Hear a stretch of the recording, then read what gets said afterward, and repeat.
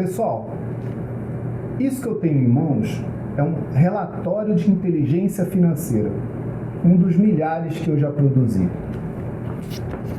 Esse relatório, ele é o segredo que os grandes bancos utilizam para se prevenir contra a fraude.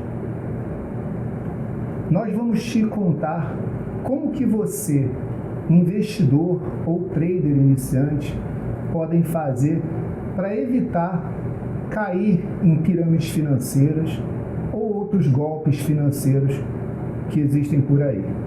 Fique conosco que nós vamos te explicar a psicologia por trás dessa fraude e o direito penal econômico para você recuperar ativos desviados dessas fraudes.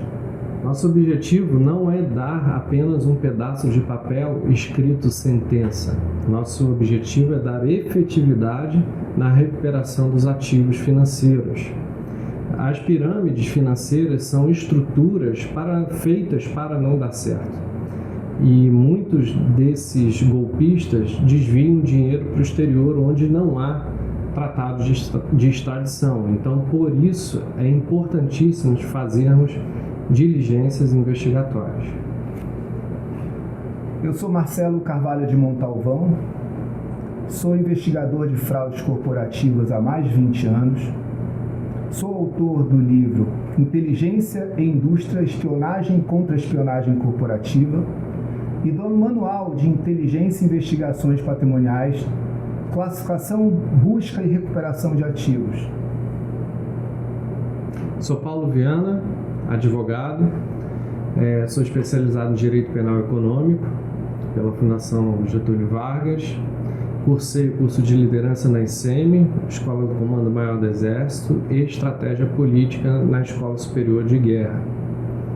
Gostaria de adentrar um pouco mais em temas de interesse de todos. Por exemplo, o crime de evasão de divisas, tão comum nos golpes de pirâmide financeira. A evasão de divisas, muitos pensam que é necessário remeter o dinheiro para o exterior, efetivamente através de uma transação bancária. Não é necessariamente isso. Basta a conversão sem autorização do Estado, dos órgãos de regulação, para que se configure o crime de evasão de divisas. Daí que muitos se aproveitam, transformam dinheiro real, dólar, euro, em criptomoedas e inserem numa wallet. A expressão pirâmides financeiras, ela faz alusão ao organograma financeiro, porque se parece com uma pirâmide.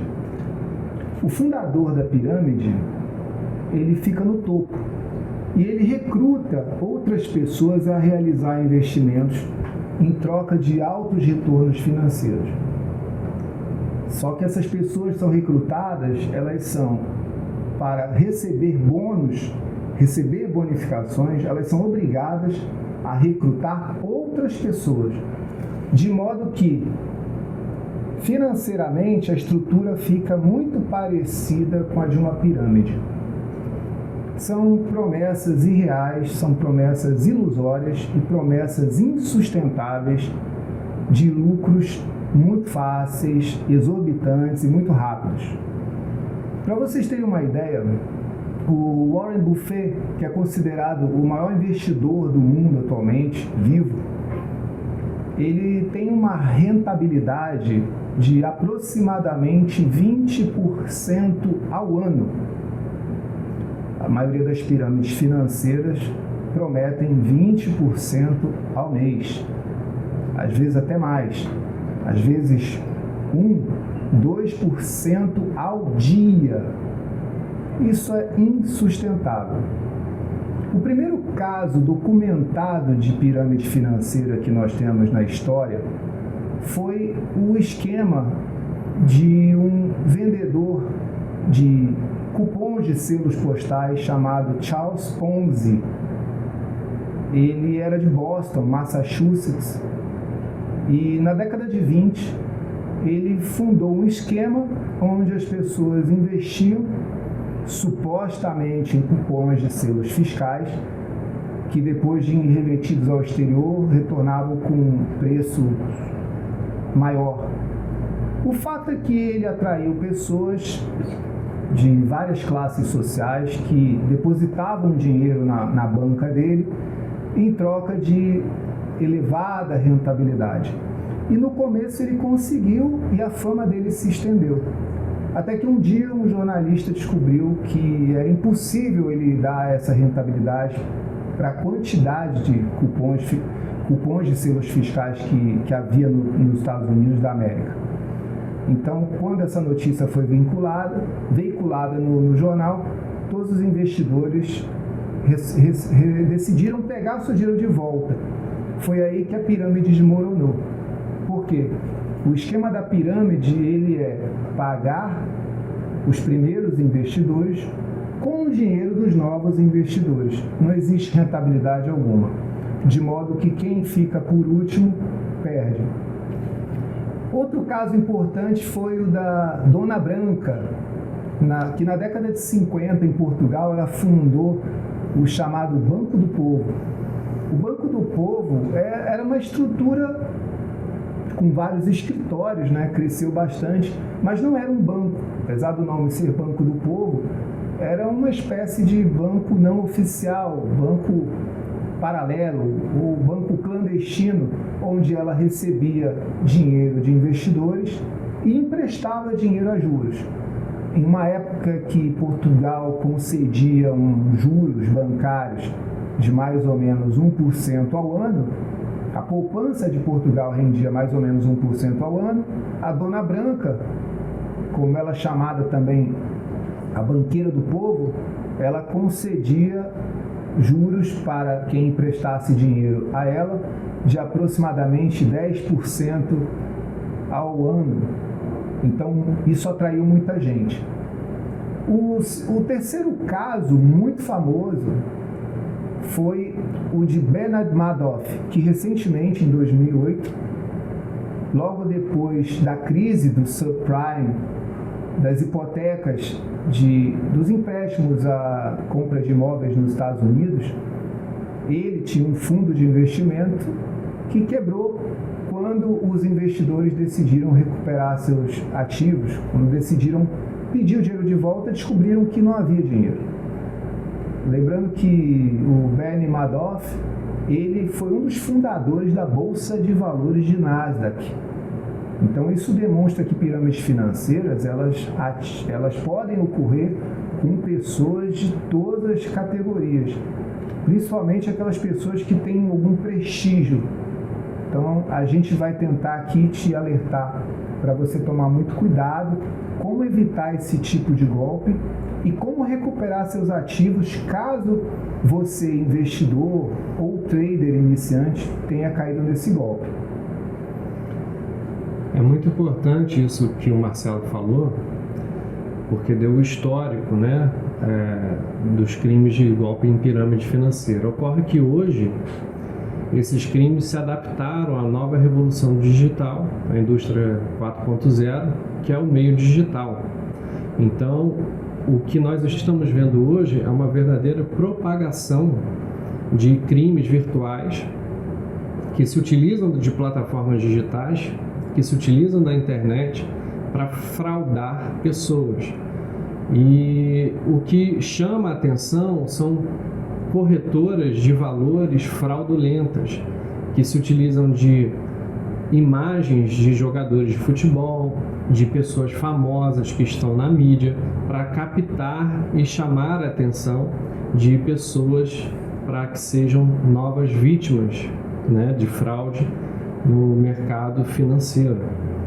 Então é muito interessante a época que estamos vivendo, porque o golpe ele vai se adaptando e é fundamental que você saiba e tenha o conhecimento para não cair nesses golpes. Pessoal, agora chega de delongas e vamos falar sobre a psicologia da fraude. Como que o fraudador consegue convencer você, a mim, a qualquer um de nós, a cair num golpe? Seja um golpe de pirâmide financeira, seja um golpe de uma corretora online falsa, enfim, qualquer tipo de armadilha de golpe financeiro. Qual é a psicologia por trás desses golpes? Bom, a primeira coisa que a gente gostaria de falar é que o fraudador ele não utiliza uma porção mágica ou palavras mágicas e vai te convencer, vai te encantar. Não é nada disso. Ele, na verdade, ele apenas ativa mecanismos de sobrevivência que todos nós temos. Cada um de nós tem uma psicologia, tem uma personalidade própria. Mas o ser humano ele tem uma psicologia que é comum a todos. Isso é uma questão de sobrevivência. Desde a época das cavernas, o ser humano ele age em conformidade com aquilo que ele aprendeu que era bom para a sua sobrevivência. Então todos nós podemos ser vítimas de pirâmides financeiras e outras fraudes. O que os fraudadores fazem é utilizar de técnicas que são muito utilizadas inclusive no marketing, seja no marketing digital, no marketing online ou no marketing offline. E as principais técnicas de vendas desses fraudadores são técnicas de persuasão, são o que nós chamamos de gatilhos mentais. Então a gente vai falar sobre alguns dos gatilhos mentais, os principais gatilhos mentais que são usados pelos fraudadores. O principal gatilho mental, na minha opinião, é o gatilho mental da ganância. O que você acha, Paulo Viana? Não é o gatilho da ganância? Vamos dizer, é o gatilho primordial, né? Onde origina todos os outros gatilhos. E muita gente, muitos clientes, eu vou te confessar, Marcelo, eles vêm já muito envergonhados porque caíram nesse golpe quando descobrem. Ocorre que eles foram motivados, em primeiro lugar, pela ganância, como você mesmo falou, e também porque os bandidos, né, digamos assim, os criminosos, eles são muito bons no que fazem. Na verdade, eles são profissionais. Pessoas de alto nível já caíram, como médicos, advogados, pessoas das Forças Armadas, gente com alto grau de instrução. E não é pelo alto grau de instrução que você vai cair ou não, mas é pelo profissionalismo e pelo golpe muito bem, quase perfeito, pelo golpe muito bem armado, né? Então, nosso objetivo é dar as ferramentas a vocês para que vocês possam detectar e não cair nesse tipo de golpe. A ganância, ela é o principal gatilho mental porque ele é o que move principalmente as pessoas a realizar investimentos, a realizar aplicações financeiras. A gente está falando, a maioria das vítimas dos crimes de pirâmides financeiras e outras fraudes são pessoas muito inteligentes, são pessoas capazes tecnicamente, são pais de família, são bons provedores, são homens e mulheres que sabem ganhar dinheiro, são homens e mulheres que têm um ofício, que têm uma profissão, que sabem fazer dinheiro com a sua profissão. Só que eles não são muito educados financeiramente do ponto de vista das finanças, do ponto de vista dos investimentos. Porque ganhar dinheiro com o seu trabalho é uma coisa, ganhar dinheiro com investimentos é outra. Quando você trabalha, você tem uma renda ativa. Quando você faz investimentos, você tem uma renda passiva. Então, os fraudadores, eles se utilizam da ganância que todos nós temos de querer transformar 50 mil reais em 60 mil reais em um mês, em 2 meses. Isso não deixa de ser ganância. Eu não acho que a ambição seja prejudicial. Acho que a ambição faz até bem pra gente. Mas a ganância é prejudicial, porque a ganância, ela deixa a gente um pouco cego para algumas coisas muito óbvias para quem está de fora. Então, o gatilho mental da ganância, a gente não precisa explicar muito, mas basicamente o fraudador, ele explora na vítima o desejo que ela tem de lucro fácil e rápido. Eu tenho observado que o alvo desses fraudadores são vítimas que têm alta liquidez financeira, quer dizer, dinheiro em conta, dinheiro que ela não sabe o que vai fazer com esse dinheiro, não tem o mínimo de conhecimento, como o Marcelo falou, de mercado financeiro, e ela quer utilizar esse dinheiro para lucrar, né? Motivada pela ganância ou por outros princípios até e valores louváveis. Então eles são presas fáceis para esses fraudadores que prometem lucros exorbitantes. Então, o que nós aconselhamos é primeiramente conhecer, né? Ter conhecimento, porque conhecimento é poder. Se você vai investir em alguma coisa, ter o conhecimento deste algo, né? Outro gatilho mental muito comum que a gente assiste na TV, nos comerciais de TV e na nossa timeline das redes sociais é a FOMO. A FOMO é a sigla de Fear of Missing Out, que é mais ou menos medo de ficar de fora. O fraudador, ele telefona para a gente e ele nos convence a fazer algum investimento e ele cria uma certa urgência daquele investimento. Ele diz, olha, se você não investir agora, se você não investir hoje, você vai perder a oportunidade, porque senão você não vai poder comprar esse ativo, ou você não vai fazer parte do nosso grupo, e você vai perder essa oportunidade. Então, isso é da natureza humana, isso é atávico, isso é ancestral do ser humano, esse medo de ficar de fora. Ele também é chamado de efeito manada. Quando a gente vê que está todo mundo fazendo alguma coisa, está todo mundo comprando criptoativos, está todo mundo comprando ações de uma grande empresa patrocinada pelo governo, com dinheiro de um banco estatal, quando todo mundo está agindo, a gente fica naquela sensação, será que não é melhor participar? E se eu deixar de participar, será que eu não vou estar perdendo uma oportunidade? Então essa é a FOMO, que já foi explicada por psicólogos, que é o medo da gente tem de ficar de fora. E junto com esse medo de ficar de fora, são usados outros gatilhos mentais, como por exemplo a escassez, e o outro gatilho mental que eu acho muito poderoso, que é muito utilizado por líderes religiosos, até líderes políticos, que é o gatilho mental do eu contra eles. O gatilho mental da escassez é quando a pessoa que tenta te convencer, tenta te persuadir a comprar algo ou a investir em algo, ela avisa que, olha, se você não comprar agora, você vai perder a oportunidade porque aquilo vai acabar. Ou essa promoção, ela tem um prazo para acabar. E o gatilho mental do eu contra eles é muito comum em seitas religiosas, é muito comum em partidos políticos, porque lamentavelmente isso também integra uma característica do ser humano.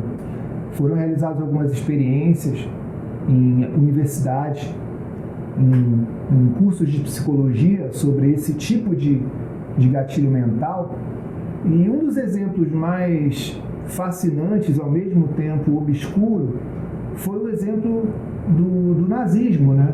Onde Hitler, ele simplesmente chamou a população alemã que estava acuada, estava amedrontada, estava passando fome, e criou uma teoria de um inimigo comum, né? Dos judeus. E ainda disse mais, ele disse, olha, somos nós contra eles. E ele ainda utilizou, junto com o gatilho mental do eu contra eles, ele ainda utilizou o gatilho mental da urgência.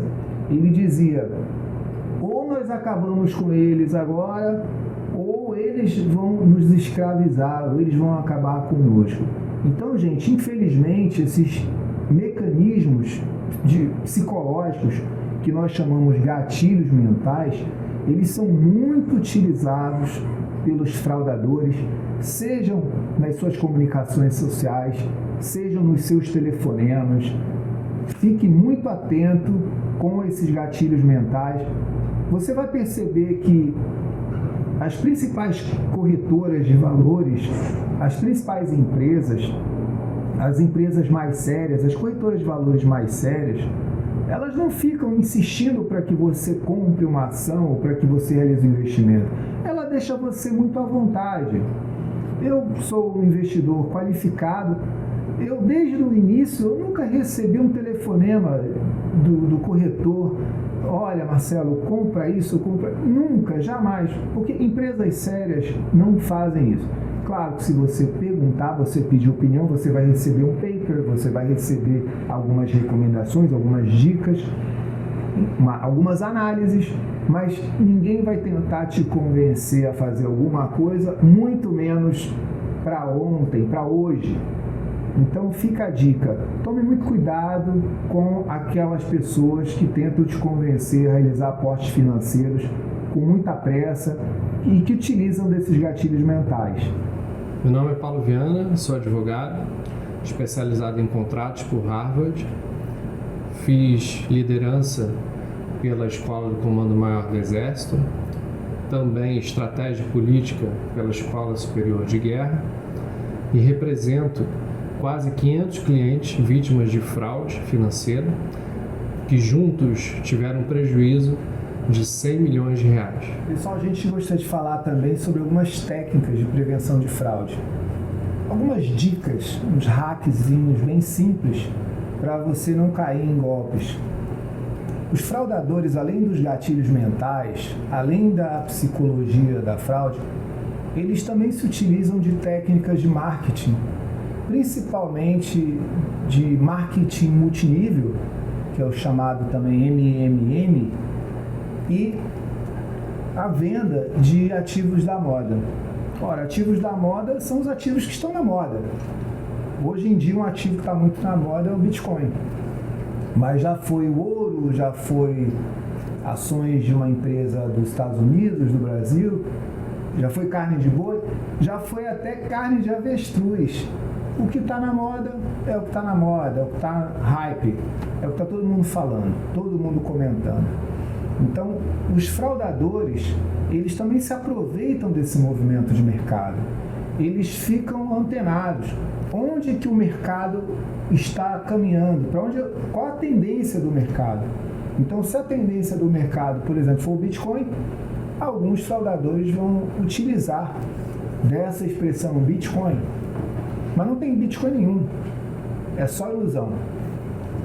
Então, a principal técnica que eles utilizam de vendas, né, de engano, de fraude, é o do marketing multinível.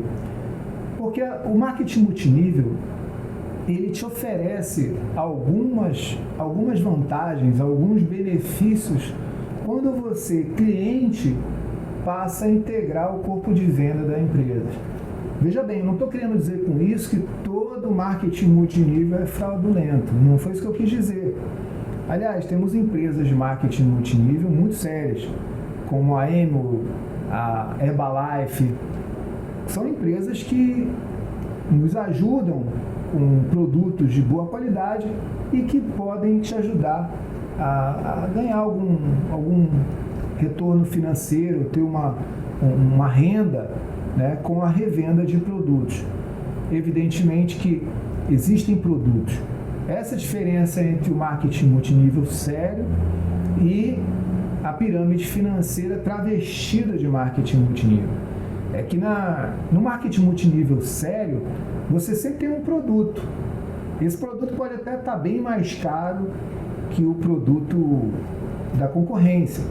Ele pode ter um preço exorbitante, ele pode ser um produto de escassez, você não consegue encontrá-lo nas lojas, você só consegue encontrá-lo nas mãos de um revendedor especializado. Mas esse produto existe. Já o marketing multinível das pirâmides financeiras não tem produto nenhum. Então, às vezes o produto é só um produto financeiro, uma promessa de bonificação. Então, gente, presta atenção nessa diferença. O marketing multinível sério, ele geralmente te apresenta alguns produtos caros. produtos exclusivos, mas o produto existe. Já a pirâmide financeira não tem produto nenhum. E, gente, quando não tem produto nenhum, o produto é você. Fica ligado. Outra questão dos ativos da moda, o uso dos ativos da moda pelos fraudadores é porque são ativos que estão na moda. Ora, é muito mais fácil eu convencer alguém a investir, por exemplo, em Bitcoin, do que em outra modalidade de investimentos.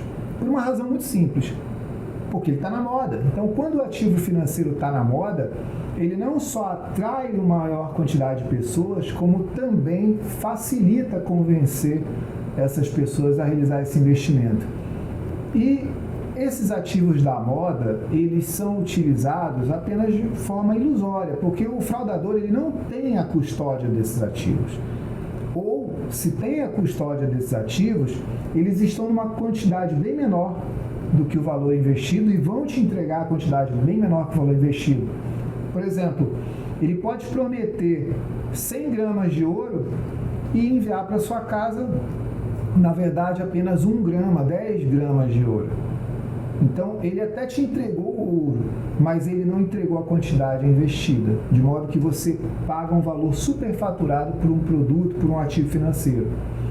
Outra característica das pirâmides financeiras e outros golpes online é que o fraudador ele te promete ativos financeiros dos quais ele simplesmente não tem a custódia. Ele te promete Bitcoin, sendo que ele não tem Bitcoin. Ele te promete ouro, sendo que ele jamais investiu em ouro. Ele te promete ações da Apple, sendo que ele nunca investiu em uma ação da Apple lá na Bolsa de Valores dos Estados Unidos. Então, gente, uma das técnicas da gente saber disso é simplesmente fazendo uma consulta a alguns mecanismos de busca na internet.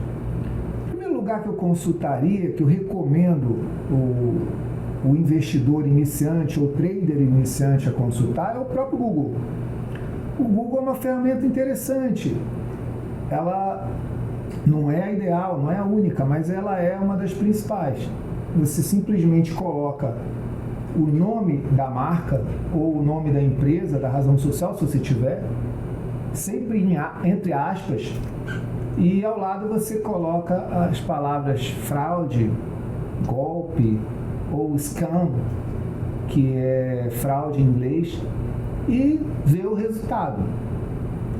Se você não tiver a razão social da empresa, você pode conseguir essa razão social consultando o próprio Google, colocando a marca e do lado a palavra CNPJ, consulta, talvez vai aparecer o nome de uma empresa ligada àquela marca com o CNPJ. Outra forma de você identificar a razão social e o CNPJ da empresa é no site do INPI, do Instituto Nacional da Propriedade Industrial. Lá tem uma consulta de marcas, você coloca a marca e você vai descobrir quem é o titular dessa marca. Você vai descobrir a razão social e pela razão social você consegue chegar ao CNPJ.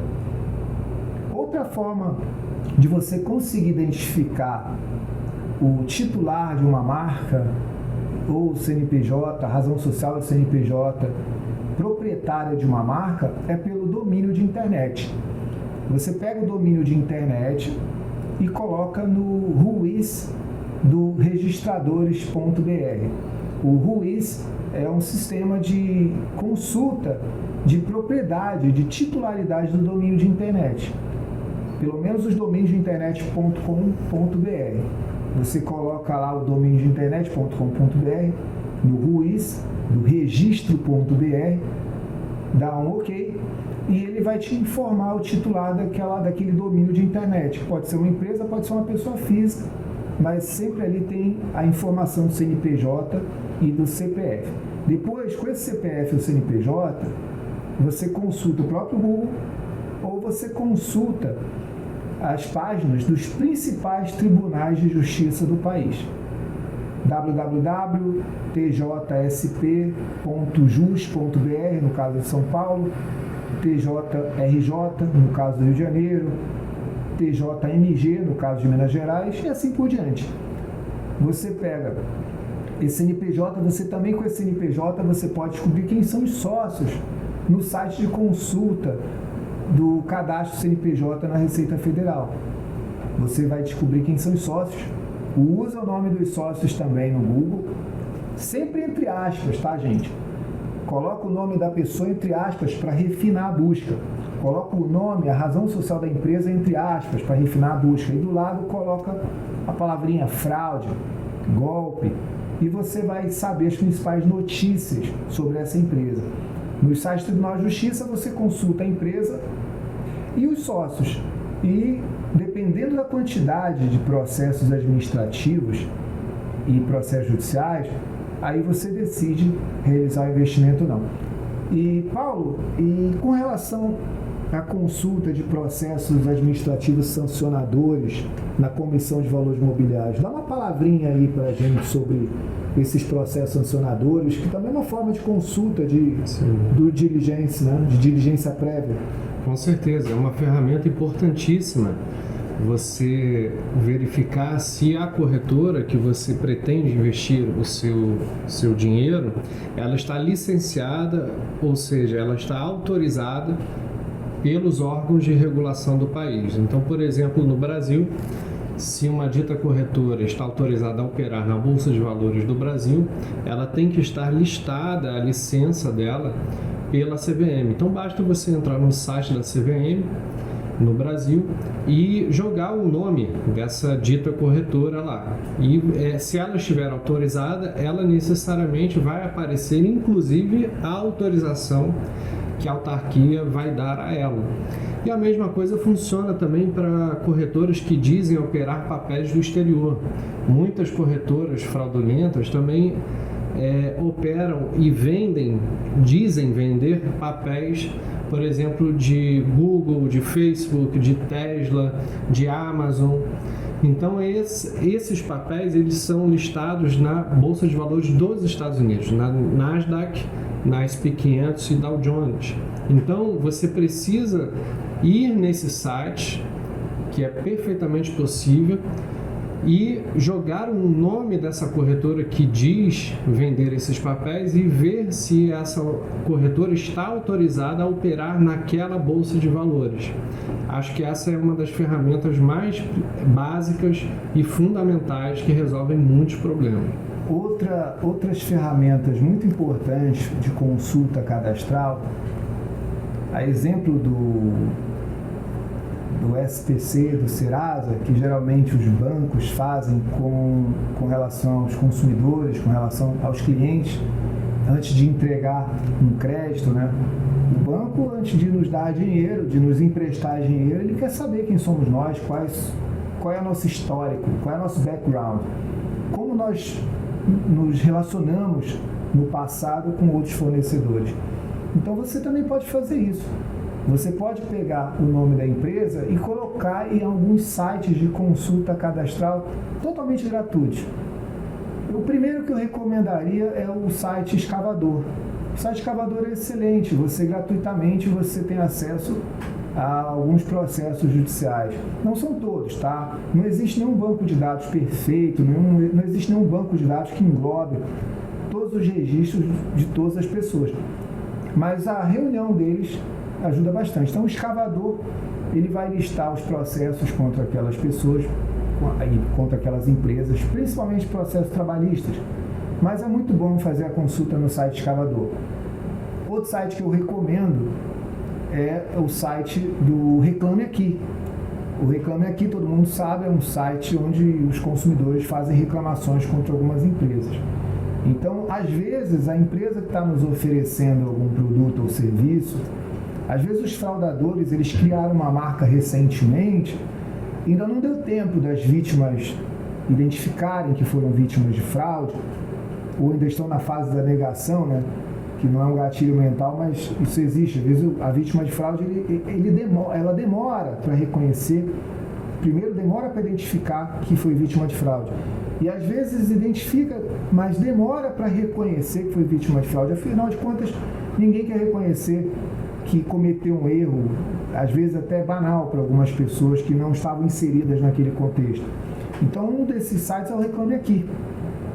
O Reclame Aqui é um excelente site aqui do Brasil que pode revelar sobre algumas empresas e alguns negócios. Se for corretora de valores online ou qualquer outro esquema de pirâmide do exterior, nós sugerimos alguns sites que funcionam como review, sites de avaliação de empresas, muito semelhantes ao Reclame Aqui. Um dos principais é o Forex Peace Army. Forex Peace Army. Entra lá no site Forex Peace Army, coloca o nome da empresa e vê lá o que estão falando a respeito dela.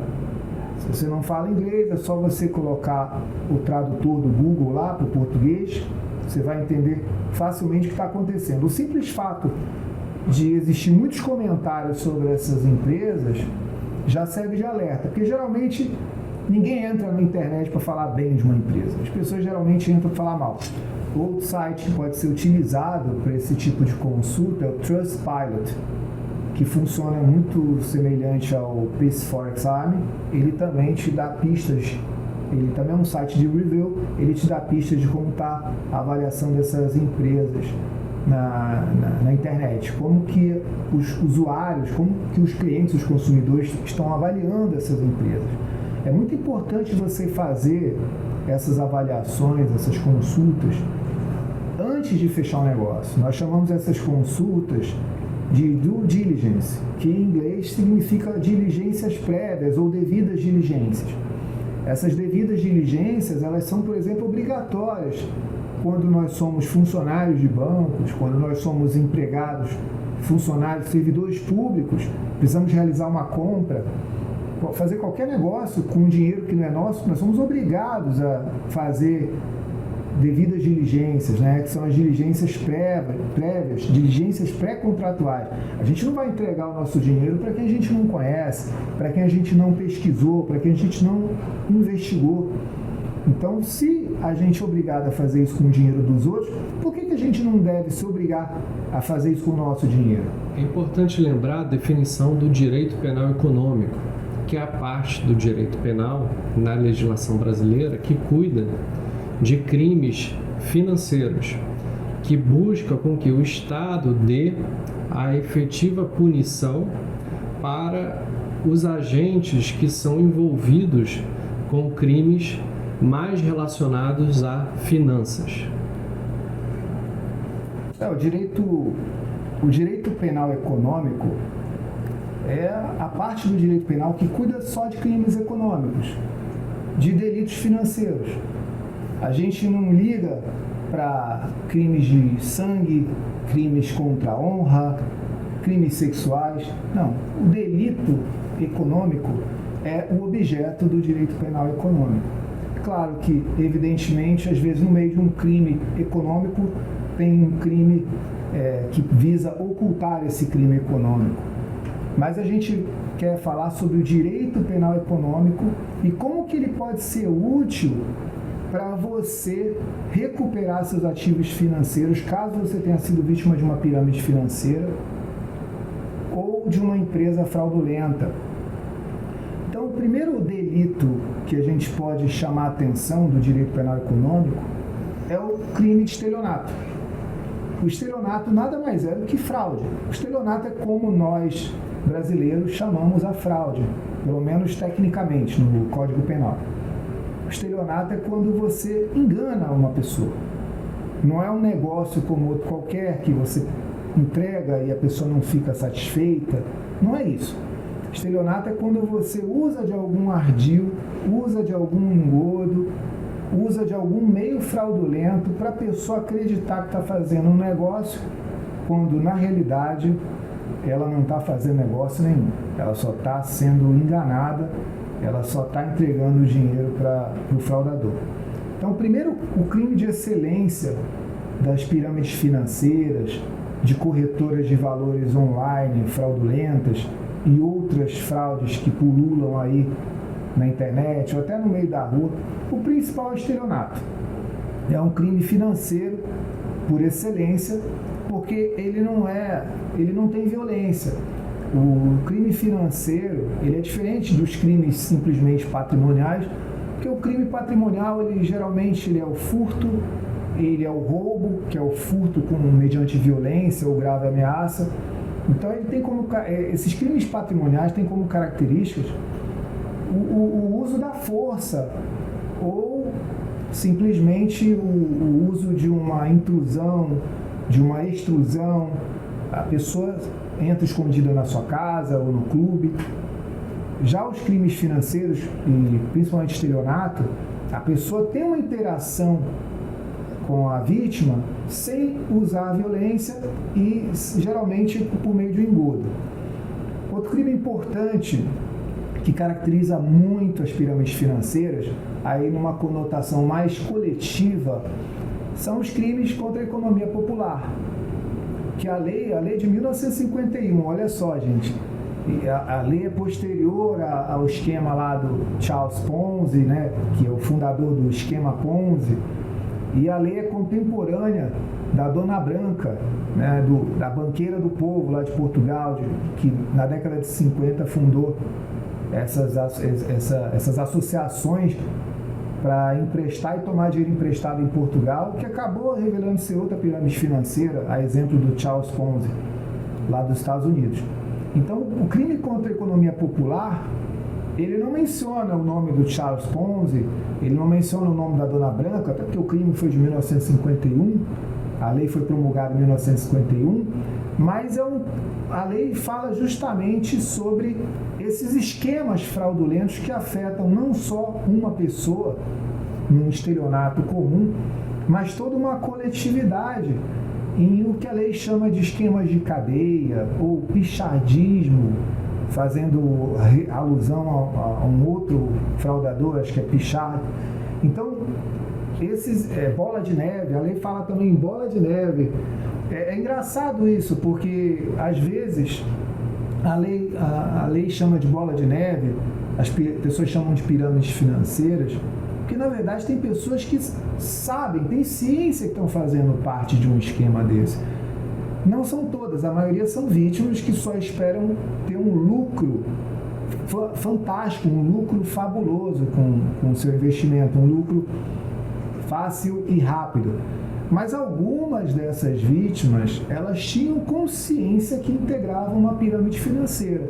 Só que elas tinham a esperança, a expectativa de se retirar da pirâmide financeira antes da pirâmide desmoronar. Só que elas não sabem, que ninguém sabe quando uma bolha vai estourar, uma bolha econômica, uma bolha financeira vai estourar, e ninguém sabe quando uma pirâmide vai desmoronar. E às vezes a pessoa até sabe que essa pirâmide vai desmoronar, ela tem noção de que ela vai desmoronar em 1 mês, 2 meses, 3 meses, só que quando ela pede o dinheiro dela de volta, o fraudador, o líder do esquema Ponzi, aquele que está o cabeça da pirâmide, ele simplesmente não devolve, ele foge com o dinheiro. E essa fuga, geralmente essas pessoas já estão preparadas para fugir, e essa fuga é uma fuga para dificultar a sua localização pessoal e patrimonial. Quando o fraudador ele se traveste de uma instituição financeira, por meio de uma atividade econômica lícita, uma atividade econômica regular, ele começa a praticar atos que são de atribuição, atos de atribuição de outras instituições financeiras que não daquela do qual ele pediu autorização, por exemplo, um banco, porque vocês sabem, para ter um banco você tem que ter autorização do Banco Central do Brasil. Muitos empreendedores do ramo financeiro não têm essa autorização, só que extrapolam essa autorização e começam a praticar atos que são inerentes às instituições financeiras mais importantes, os bancos. Então começam a captar o dinheiro no mercado em quantidade muito grande, emprestar, prometer juros que não existem, juros real, ou cobrar juros que está muito acima do mercado. Então, essas pessoas, esses fraudadores, eles podem estar incidindo no crime de um crime contra o sistema financeiro nacional, que é também conhecido como crime de colarinho branco, porque a lei foi conhecida como Lei do Colarinho Branco. É uma lei, se eu não me engano, de 1998, 9472, e ela fala justamente sobre a gestão fraudulenta de bancos e quando as pessoas fingem que tem um banco. Isso é mais comum do que a gente pensa, como o exemplo da Dona Branca de Portugal na década de 50. Ela tinha alguns escritórios que funcionavam como se fosse um banco, mas ela não tinha autorização para funcionar como um banco. E algumas pessoas fazem isso no Brasil. Algumas delas, inclusive, são funcionários e ex-funcionários de instituições financeiras. E vão captando dinheiro no mercado, vão emprestando para uns o dinheiro captado de outros. E quando essa pirâmide desmorona, traz muito sofrimento, traz muito prejuízo para muitas famílias.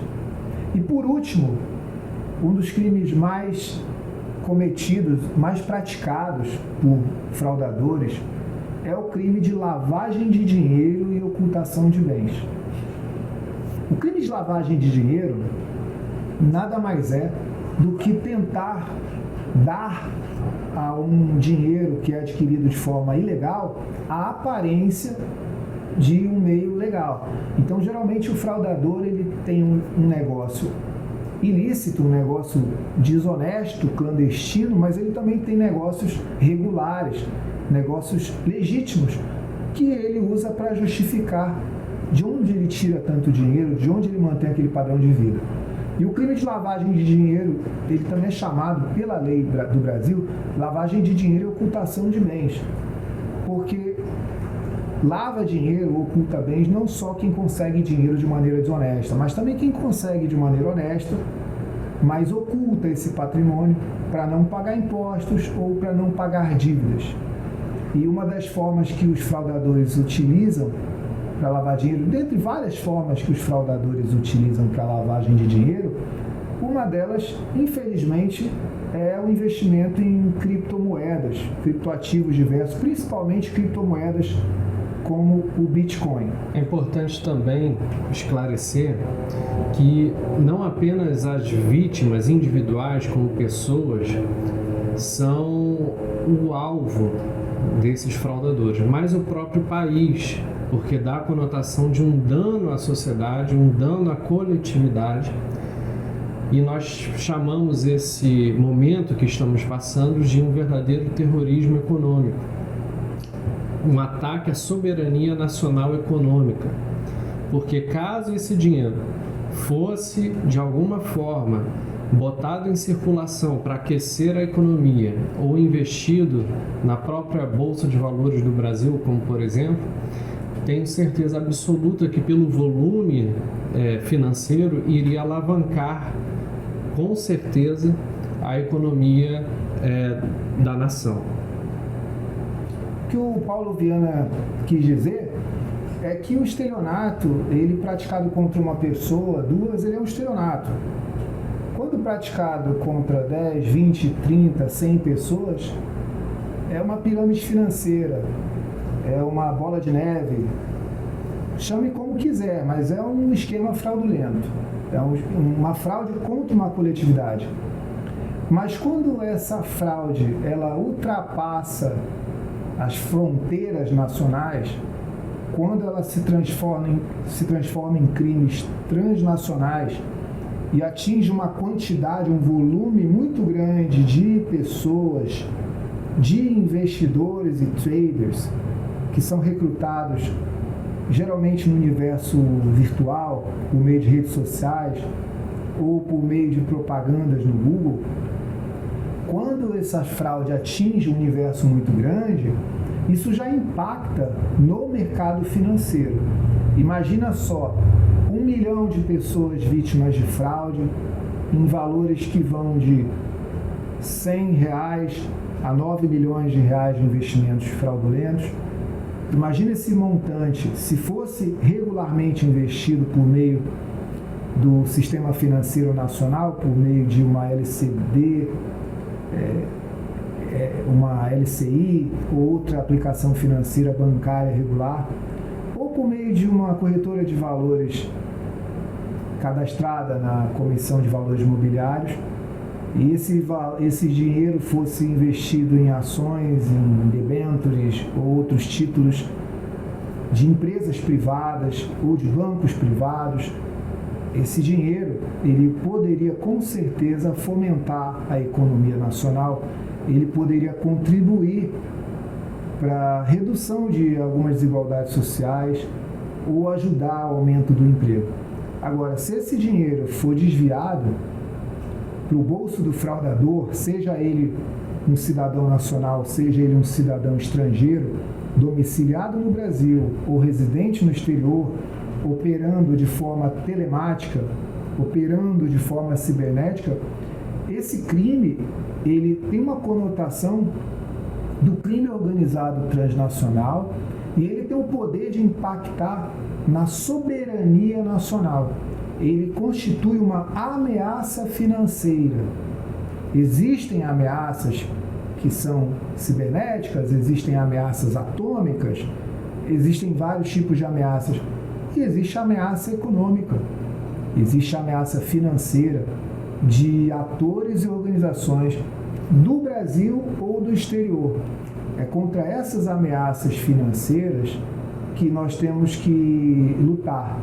Todas as organizações, pessoas e organizações do Brasil, sejam elas da iniciativa pública ou da iniciativa privada, têm que realizar ações conjuntas para evitar esse tipo de fraude e para tentar recuperar ativos desviados de fraudes. Uma outra coisa importante mencionar é a chamada guerra por procuração, né? Onde um determinado mandante não quer ser descoberto e ele, através de terceiros, faz ações que visam levar o prejuízo, neste caso financeiro, monetário, a um determinado país. Então, é importante que até o Estado brasileiro dê uma resposta, né, a esses criminosos. Outros crimes muito comuns praticados, né, além da lavagem de dinheiro também, são os crimes de sonegação fiscal. O crime de sonegação fiscal, o crime de evasão de divisas, que é quando a pessoa ou organização encaminha dinheiro para o exterior, sem passar pelos canais convencionais, sem passar pela fiscalização. Esses crimes, eles geralmente são crimes de competência da Justiça Federal, porque eles atingem diretamente ao Estado, à União Federal. Só que eles atingem indiretamente a população, porque no momento em que o ator, né, a pessoa, organização criminosa, ela pratica sonegação fiscal, ela pratica evasão de divisas, ou crime de lavagem ou ocultação de bens, ela deixa de recolher tributos que poderiam ter sido convertidos em melhores serviços à população. Esses são alguns dos crimes que são praticados por pirâmides financeiras e outras organizações fraudulentas. É importante destacar, eu acho importante chamar a atenção, na minha opinião, não existem crimes cibernéticos. Não existe, essa definição para mim está equivocada, porque o crime ele não tem, segundo a teoria finalista da ação, que foi adotada pelo Código Penal brasileiro, o crime ele tem que ter um objetivo, um escopo. É o que os militares chamam de a intenção do comandante. Bom, a intenção do comandante, a intenção no caso do fraudador, é se apropriar de valores, é roubar, é fraudar, é receber valores. Então, no caso, eu entendo que são crimes financeiros praticados por meio cibernético ou praticados por meios telemáticos. Algumas pessoas chamam de crime cibernético para resumir, mas eu não entendo dessa forma. Eu acho que o crime cibernético ele é uma expressão que definiria melhor se fosse um ato de sabotagem, de terrorismo, onde o objetivo é danificar o meio cibernético, como alguns hackers, alguns terroristas, alguns ativistas fazem com alguns sites do governo. Não acho que seja o caso de uma pirâmide financeira. A pirâmide financeira ela utiliza o meio cibernético, ela utiliza a internet apenas para divulgar o seu negócio ilícito, apenas para recrutar clientes, para recrutar pessoas, geralmente investidores iniciantes e traders iniciantes, que vão de forma muito inadvertida realizar aportes financeiros, e o que é pior, vão convidar amigos e familiares para realizar investimentos. Um trader iniciante sem precaução nenhuma, ele pode convidar seus clientes, convencer seus clientes a realizar aportes financeiros para ele, e ele pode utilizar esses aportes financeiros para um investimento fraudulento. Imagina só, você está começando uma carreira de trader em que o mais importante da sua carreira é a sua reputação, é a sua honra, é o seu nome que está em jogo. O dinheiro dos clientes é importante, mas a sua reputação é mais importante no seu negócio. Se você não tiver reputação, nenhum cliente vai confiar em você, o seu rico dinheirinho. Então você pega esse dinheiro, investe numa corretora fraudulenta, ou investe numa pirâmide financeira, acreditando que ela vai te trazer altos rendimentos para você e para os seus clientes. Você pode ser vítima de uma fraude, o que é pior, você vai ser vítima de uma fraude com o dinheiro dos outros, e as pessoas vão te cobrar. Então isso pode gerar problemas muito desagradáveis para você, desde problemas de natureza criminal, ou até mesmo perseguição, ameaças e qualquer tipo de violência. Então, eu acho que dentro desse contexto, a gente tem que chamar a atenção para o fenômeno da globalização. O fenômeno da globalização ele é antigo.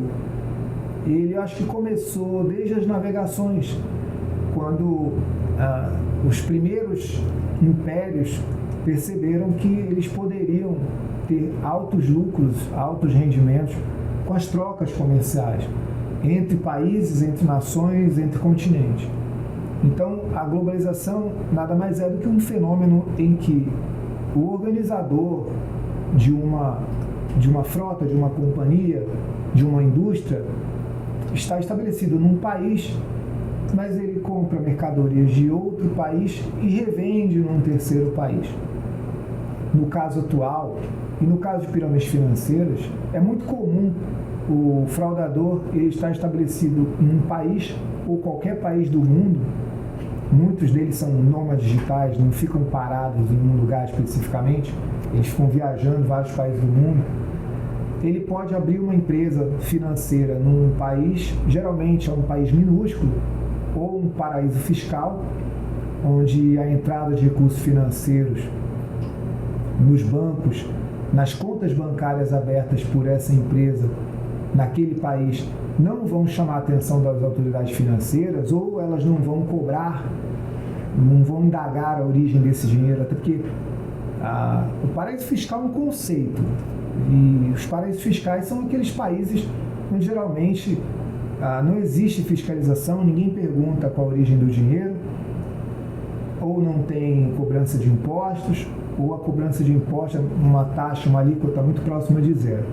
Então, o fraudador, ele pode abrir uma empresa em um paraíso fiscal, ele pode abrir um site de internet, com domínio de internet, no provedor de internet de outro país e atacar o mercado de um terceiro país.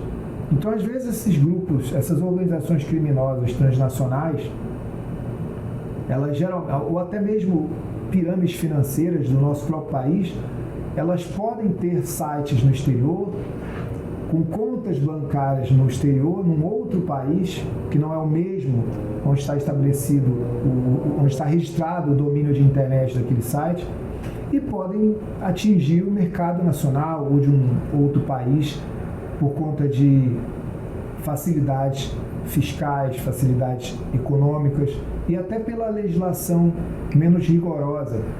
Por exemplo, no Brasil, o estelionato ele é um crime que muitas vezes nem dá cadeia, porque ele é um crime que tem uma pena mínima, se eu não me engano, de 3 anos, e ele não é um crime de violência contra a pessoa. Então, o fraudador que foi preso pela primeira vez, ele é considerado primário, então ele recebe a pena mínima, a pena mínima menos de 4 anos de prisão, ela, por lei, ela pode ser convertida em prestação de serviços comunitários ou restrição ou qualquer medida restritiva de direitos. Na prática, o fraudador não vai preso, ao contrário de alguns países em que o fraudador, dependendo do volume da fraude, como foi o caso do Bernard Madoff, ele praticou fraude contra pessoas no mundo todo, só que ele foi preso pela jurisdição estadunidense e ele pegou prisão perpétua. Até faleceu recentemente de causas naturais na cadeia. Mas no Brasil não é o que acontece. A regra no Brasil, o fraudador não vai preso. E quando vai preso, não permanece muito tempo na cadeia. Isso é uma questão legal que precisa ser modificada. Mas enquanto isso, a nossa recomendação é para que o investidor e o trader iniciante se cuidem.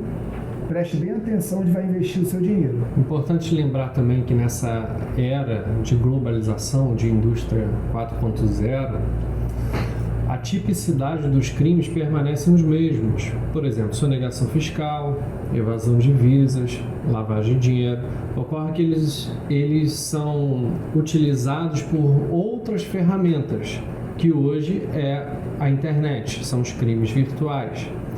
Então, deu muita oportunidade para os fraudadores que antes faziam apenas o estelionato por meio do papel, né? Agora ele tem muito mais vítimas em potencial no mundo inteiro ou em determinado país, porque ele se utiliza do meio virtual para praticar os crimes. Mas os crimes, a tipicidade dos crimes são os mesmos. O que houve foi apenas uma atualização de usar as ferramentas para o crime. Pois é, pessoal, com a globalização, esses crimes financeiros, as pirâmides financeiras, elas passaram a ser objeto do que nós chamamos crime organizado transnacional. No Brasil, o combate ao crime organizado transnacional, ele foi regulamentado pelo Decreto 5015 de 2004, que é a homologação de um acordo multilateral de vários países que promulga a Convenção das Nações Unidas contra o Crime Organizado Transnacional, adotada em Nova York no ano 2000. Então, pessoal, esse decreto que promulga essa convenção em matéria de direito internacional público, ela visa justamente criar mecanismos para que os países, os governos dos países se relacionem a fim de combater o crime organizado transnacional, com ênfase ao terrorismo, ao tráfico de entorpecentes, ao tráfico humano e também aos crimes financeiros. Para isso, a gente conta com o Manual de Cooperação Jurídica Internacional, Matéria Penal e Recuperação de Ativos de 2009, do Ministério da Justiça e Segurança Pública. Então, tanto as pirâmides financeiras quanto as corretoras de valores online fraudulentas, elas podem sim ser investigadas pelo governo do Brasil com a ajuda de organismos multinacionais, com a ajuda de governos transnacionais.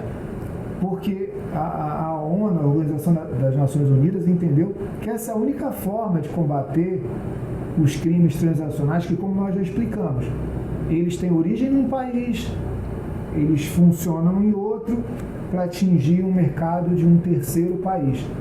Isso tudo é para confundir, para que torne mais difícil a recuperação de ativos. Pessoal, gostaria de esclarecer uma dúvida frequente que chega a mim, que é o sistema blockchain, que é o principal sistema usado pelas criptomoedas, especialmente o Bitcoin. O sistema blockchain, ele, ao contrário do que muita gente pensa, ele é público e ele é altamente seguro. Tanto é que cartórios, instituições governamentais utilizam o sistema blockchain para emitir certidões de imóveis e por aí vai. Ocorre que, para você comprar um criptoativo, por exemplo, de Bitcoin, você tem que adentrar o sistema blockchain. Esse sistema vai gerar um número que nós chamamos de hash, e essa hash, ao contrário de um extrato financeiro do banco que vem o seu nome e CPF, ela vem apenas um número, mas esse número é público. Então, você pode rastrear através da hash aonde está sendo enviado esse Bitcoin ou criptoativo originário. Então, hoje em dia, a Polícia Federal, o Ministério Público Federal, tem perfeitas condições e tecnologia suficiente para recuperar os ativos em criptomoedas. Muita gente acha que Bitcoin ou criptomoeda são ativos impenhoráveis. Tudo bem, ele é um pouco mais difícil, mas hoje em dia ele é perfeitamente penhorável para que possa devolver esse dinheiro para as vítimas. A não ser que você tenha investido em criptomoedas por meio de uma corretora de criptoativos, as chamadas exchanges, você pode criar a sua própria carteira virtual, a sua wallet, e criando uma carteira virtual em qualquer site de carteiras virtuais como o blockchain, não confundir o site blockchain com a tecnologia blockchain. Bitcoin, vários outros sites que você pode criar a sua carteira virtual. Essa carteira virtual vai gerar um código, que é o ID, a identidade, o ID da sua carteira virtual, vai te gerar uma senha. A identidade do proprietário de cada carteira virtual, ela é secreta, mas a carteira virtual em si, as transações dela são públicas. A gente pode consultar essas transações dessa carteira virtual na internet. Você só vai saber o proprietário dessa carteira se ele te revelar, mas em tese as transações estão ali para todo mundo.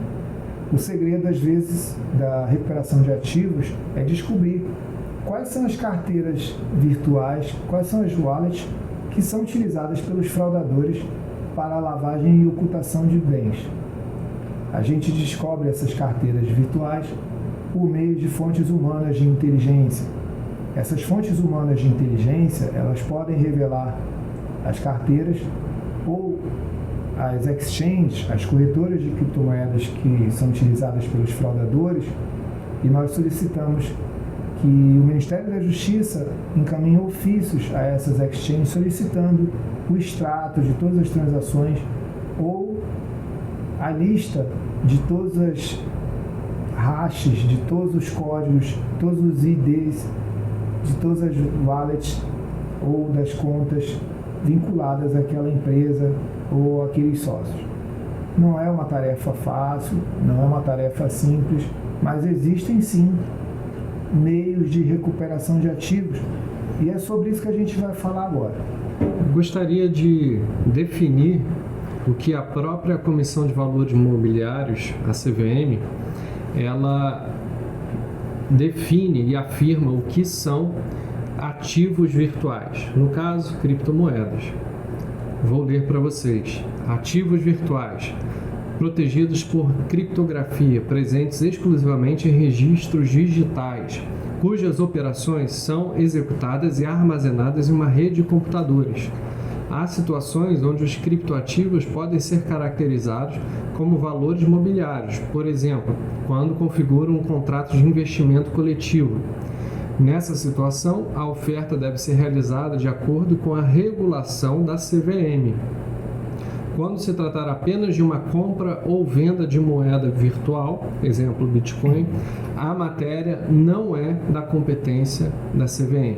Como o Bitcoin e outros criptoativos, eles estão sendo muito utilizados pelos piramideiros e pelos fraudadores para lavagem e ocultação de bens, é importante a gente dar enfoque a esse tipo de ativo. Esse ativo financeiro, o criptoativo, que é um ativo virtual na definição da Comissão de Valores Mobiliários, o principal deles é o Bitcoin. Como ele é um ativo que é muito utilizado não só para atrair novos clientes para a pirâmide, ele é um ativo que está na moda e ele às vezes é utilizado como um chamariz, como uma isca para o investidor ou trader iniciante. Mas ele também é utilizado pelo fraudador para lavagem de dinheiro e ocultação de bens. O fraudador utiliza desses mecanismos para dificultar a devolução do dinheiro. Então, a primeira sugestão que a gente daria no passo a passo da recuperação de ativos é, primeiro, a vítima identificar a fraude. Eu chamo de identificar a fraude, ela ter ciência de que está sendo fraudada. Porque às vezes a fraude, ela é tão elaborada, tão sofisticada, que a pessoa demora a perceber que ela está sendo vítima de fraude. Como, por exemplo, um contrato de investimentos em que você vai ficar meses sem receber, sem sacar o seu dinheiro. Ora, isso não faz nenhum sentido. Geralmente as empresas, as corretoras, em alguns casos de empréstimos para bancos, de investimentos em LCD ou debêntures, existe um prazo de resgate. Se você não obedecer esse prazo, você vai perder o seu rendimento, a sua aplicação financeira, ou talvez até pagar mais impostos, pagar mais tributos por conta do investimento por um prazo menor, por um prazo mais curto. Mas você jamais perde o principal. Então desconfia sempre daquela empresa que diz que o seu dinheiro está preso, que você não pode resgatar. Isso não existe, o dinheiro é seu, você pode resgatar a hora que você quiser.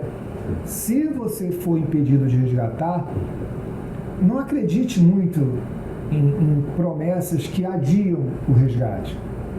Daqui a um mês, aí você espera um mês, depois eles pedem mais um mês. Gente, não acredita nessa. Então, se isso acontecer, você tem que identificar a fraude, você tem que reconhecer que houve a fraude. Então, a parte mais difícil, a parte mais chata, é quando o investidor ou trader iniciante, ele se depara com a situação de que ele foi vítima de fraude. Ele imaginava estar fazendo um investimento seguro, ele imaginava inclusive que ia ter um lucro formidável resultado daquele investimento e na verdade ele foi vítima de um golpe. A partir do momento que ele reconhecer isso e superar a fase da negação, que é muito comum em algumas vítimas de estelionato, já houve casos em que a gente mostrou para a vítima uma sentença que condenava o fraudador por estelionato e a vítima dizia que não, ele prometeu, ele vai devolver o dinheiro. Eu fui no escritório dele, inclusive a secretária estava chorando porque alguém da família dele tinha falecido, coisas que os fraudadores, são desculpas que os fraudadores inventam para não te pagar. Então, a partir do momento que você reconhece que foi fraudado, a segunda etapa é realizar due diligence, ou diligências investigatórias. As diligências investigatórias nada mais são do que uma investigação privada, absolutamente legal, prevista no Brasil em várias leis de compliance, leis de conformidade com a lei, como a lei anticorrupção, no caso dos advogados, o provimento 188 de 2018, da OAB Federal, que garante aos advogados o direito de realizar diligências investigatórias ou investigação defensiva, inclusive notificando pessoas a prestar esclarecimentos, solicitando informações. É claro que as pessoas também têm direito a não prestar esclarecimentos, a não responder aos seus e-mails, às suas cartas, ou fornecer dados. É direito de todo mundo não fazer prova contra si próprio, mas as pessoas têm direito de realizar uma pesquisa sobre as pessoas e organizações que são suspeitas de terem praticado uma fraude contra elas. Então, a primeira coisa que a gente recomenda, o passo fundamental para a recuperação de ativos, é a realização de diligências investigatórias. São essas diligências que vão te mostrar o que está acontecendo, com quem você está lidando. Às vezes você é apenas uma das vítimas de um grupo de 10, de 20, de 30, de 100. de 1 milhão. Então, primeira coisa, você saber o que está acontecendo, quem são as vítimas, quem são os fraudadores, onde eles estão, quais são as estratégias de fraude, quantas pessoas eles já enganaram, quais valores eles já arrecadaram com a fraude, onde estão custodiados esses valores. O velho princípio, follow the money, siga o dinheiro. Seguindo o dinheiro, suas chances de recuperação de ativos é bem maior. Então, o principal passo são as diligências investigatórias. Quer falar um pouco, Paulo, sobre a tua experiência com essas diligências investigatórias? Posso falar um pouco. Essas diligências são, eu diria, de importância fundamental para qualquer estratégia jurídica ou outra qualquer. Se você não souber aonde está o mapa do tesouro, digamos assim, em linguagem bem popular, você não vai ter sucesso na sua recuperação desses ativos. Faz parte de uma nova era da advocacia, que eu chamo de advocacia estratégica de inteligência, em que você pode e deve, através desses provimentos, dessas normas que nos possibilitam, profissionais do direito, a buscar e saber aonde estão os ativos e o dinheiro que foi roubado. Por exemplo, como nós iremos pedir uma busca e apreensão, ou seja, uma penhora, um arresto de bens móveis ou imóveis, se a gente não sabe aonde estão esses bens.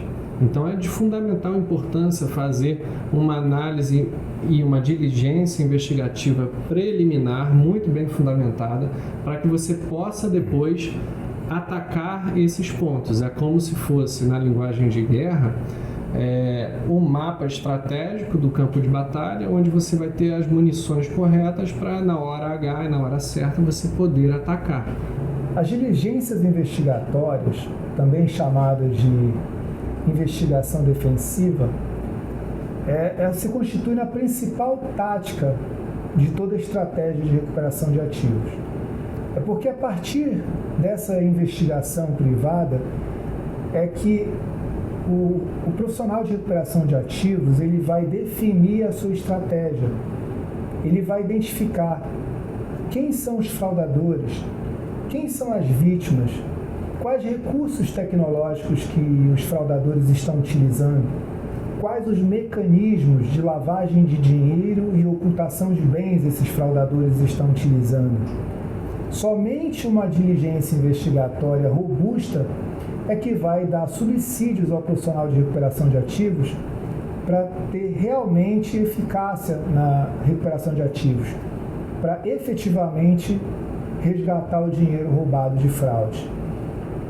A recuperação de ativos, ela precisa dessa investigação, mesmo um profissional de investigação, um profissional de recuperação de ativos da área privada, precisa dessas diligências investigatórias da mesma forma que o Ministério Público precisa da polícia para fazer a coleta de provas, para identificar pessoas, para localizar pessoas, para localizar patrimônio.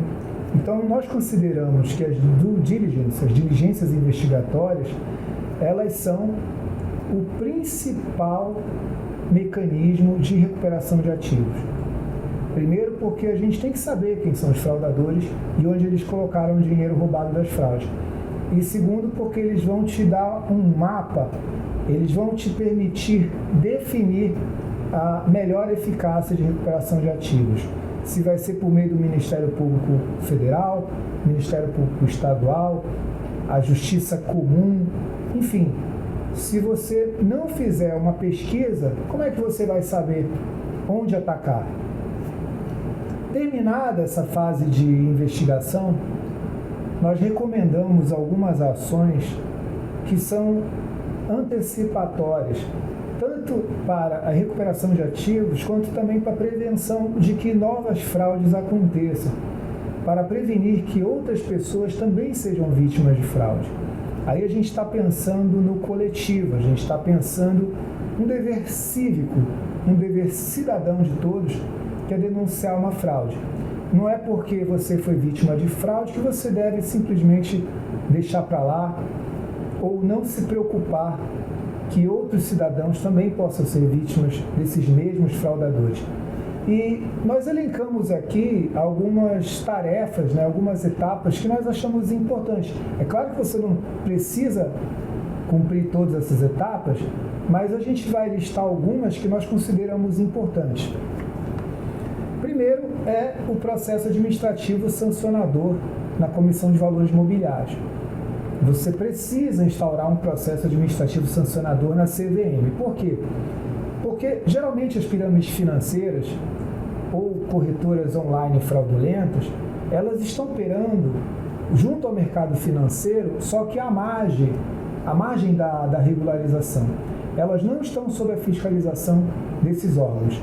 Primeiro porque muitas delas não têm nem CNPJ, não têm nem razão social.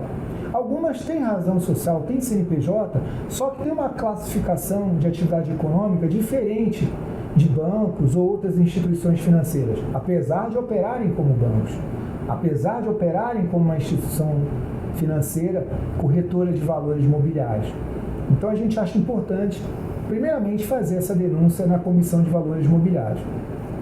A segunda etapa pode ser feito, não é sempre, mas é importante que se faça, se você tiver tempo, disposição, é uma denúncia no canal de denúncias patrimoniais da Procuradoria-Geral da Fazenda Nacional. A Procuradoria Nacional da Fazenda Nacional, que é o órgão jurídico da União Federal, ela vai investigar principalmente ações de lavagem de dinheiro e ocultação de bens, ou quando existem bens em nome de laranjas, ou qualquer outro mecanismo de sonegação fiscal e lavagem de dinheiro. Outro aspecto importante também é fazer a solicitação junto ao Ministério da Justiça. O Ministério da Justiça do nosso país, ele tem uma seção que trata exclusivamente de recuperação de ativos em nível mundial, em nível internacional. Essa seção, ela permite que você faça uma denúncia e faça uma solicitação diretamente no Ministério da Justiça, na página do governo federal, para que o Ministério da Justiça, junto com a Polícia Federal, o Ministério Público Federal, possa reunir esforços para tentar recuperar bens no Brasil e no exterior. É importante que você faça essa solicitação. Claro que o Ministério da Justiça tem condições técnicas de realizar esses atos de recuperação de ativos, mas é sempre bom lembrar que há necessidade de expedição de ofícios para a Interpol, que é a Polícia Internacional, ou para a Europol, que é para a Polícia Europeia, ou outra polícia, ou outro órgão, a outra agência de fiscalização e controle de atividades financeiras do país que você investigou. Você descobriu que uma determinada pirâmide financeira se evadiu, por exemplo, para Dubai. Então, cabe ao Ministério da Justiça solicitar informações das autoridades policiais e das autoridades financeiras daquele país. Outra medida simples também, que pode gerar algum efeito prático de bloqueio de bens ou de identificação dos fraudadores, é enviar e-mails para os bancos, para as corretoras de valores e para as exchanges, para as corretoras de criptoativos, dos quais você descobriu que os fraudadores estão relacionados.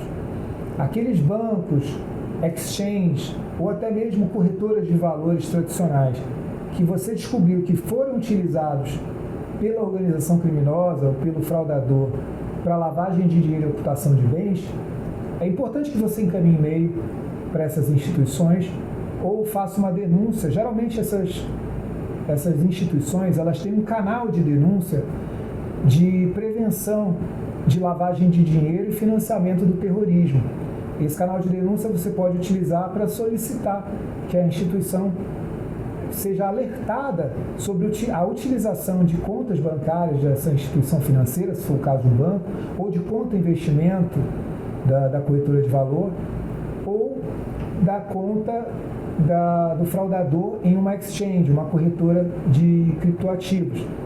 Você vai alertar essas instituições sobre a utilização delas para lavagem de dinheiro, para que depois elas não aleguem que não sabiam, e pode solicitar também os dados dos fraudadores. Geralmente, essas instituições financeiras elas só comunicam esses dados para a polícia ou para a própria justiça, mas eu acho que mesmo assim você deve solicitar até para servir de alerta. E para fechar, a gente gostaria de chamar a atenção para um assunto muito importante. Muitas pirâmides financeiras, elas são praticadas por empresas registradas em países minúsculos ou paraísos fiscais. Então são empresas que existem, só que em outras jurisdições, em outros países. Empresas que de fato existem no Brasil, operam no Brasil, mas não existem de direito. São empresas que não têm razão social e CNPJ no Brasil.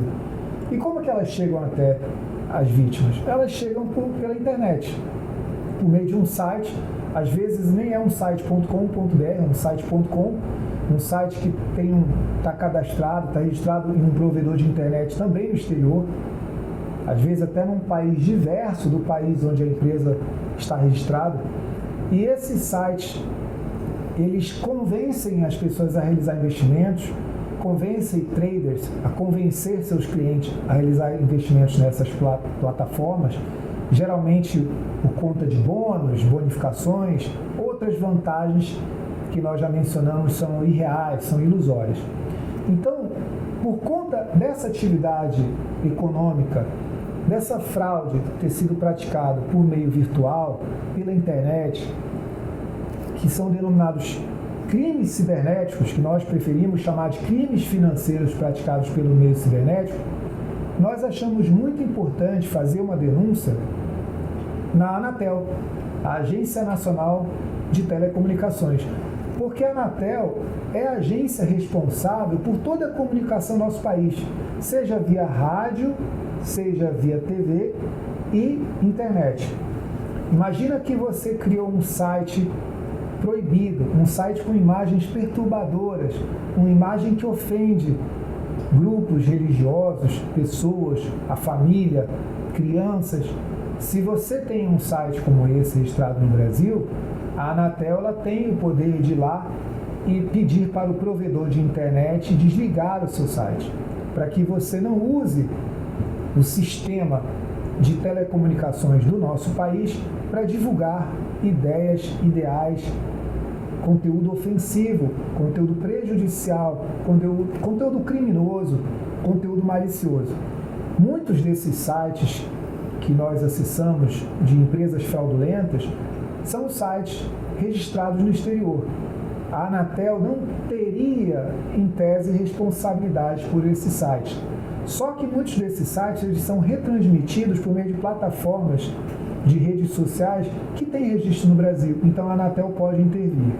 E mesmo que esses sites estejam cadastrados no exterior, a Anatel ela pode sim manter comunicação com outras agências de telecomunicações desses países, ou até organismos de telecomunicações que são mundiais, são internacionais, solicitando que esse site seja retirado do ar por conta do seu conteúdo fraudulento.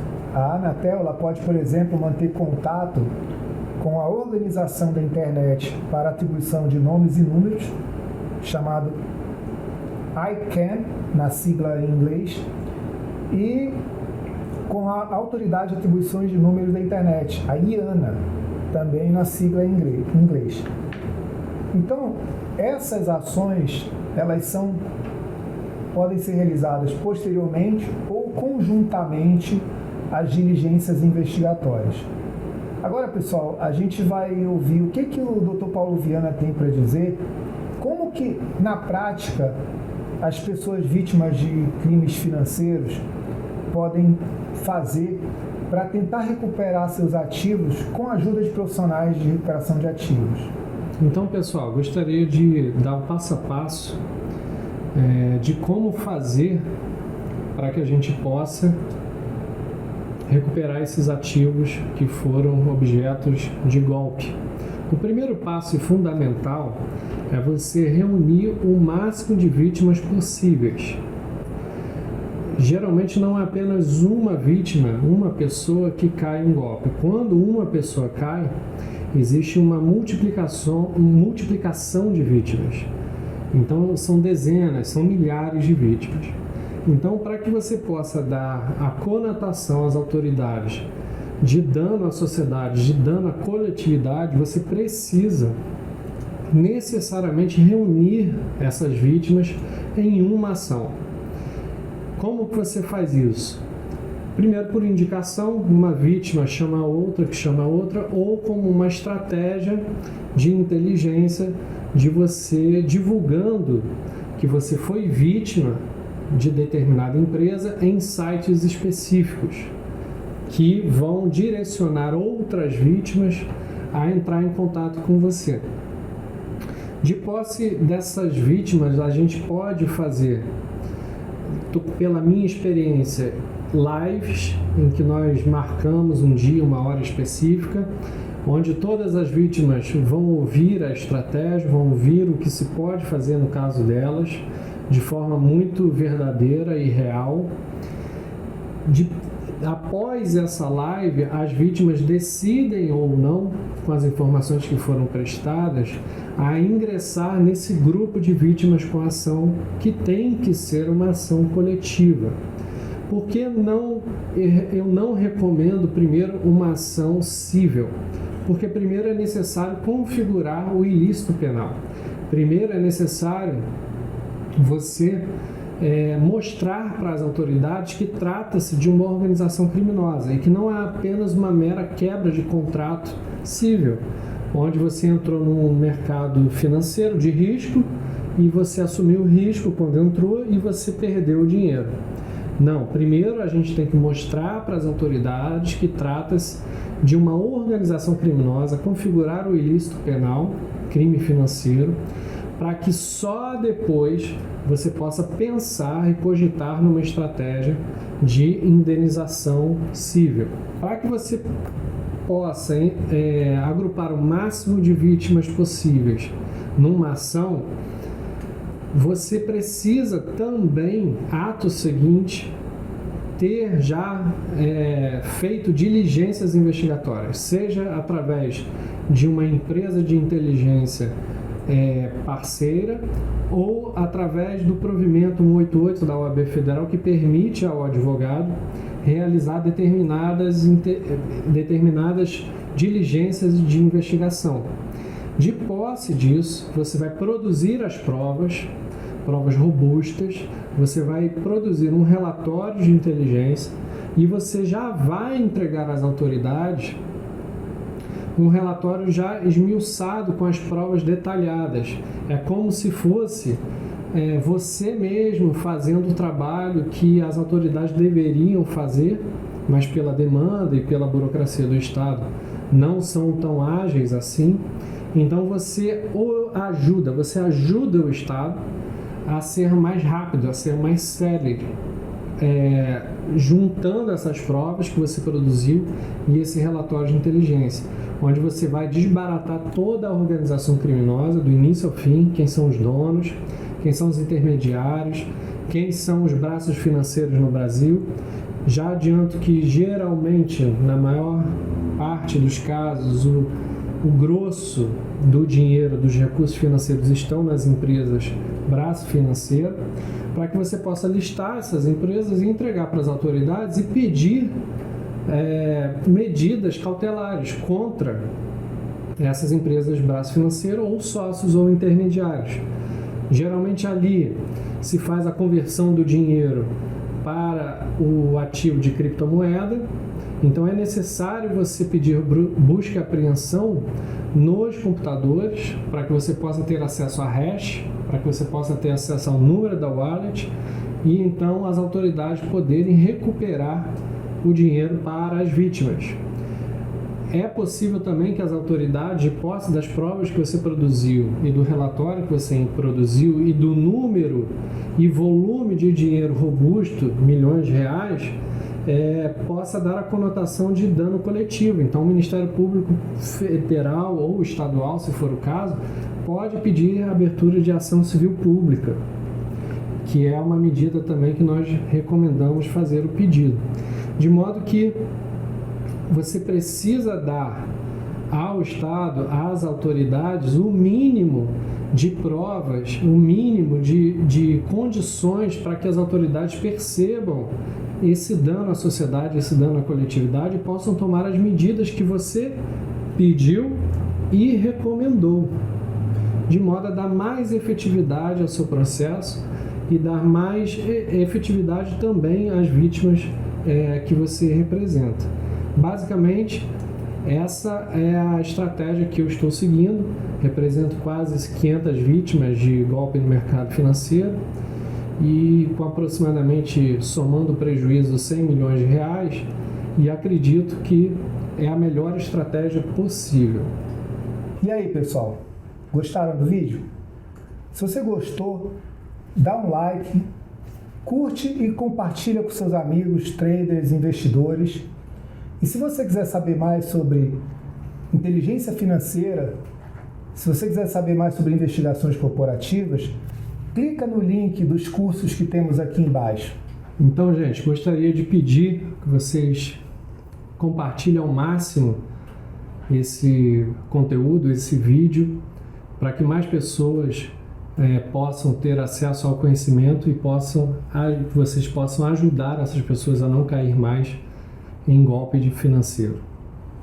Comenta também, pessoal, se você tiver algum comentário a fazer, pode fazer o comentário aqui embaixo, fala pra gente o que você achou, se você gostou, se você não gostou, fica à vontade.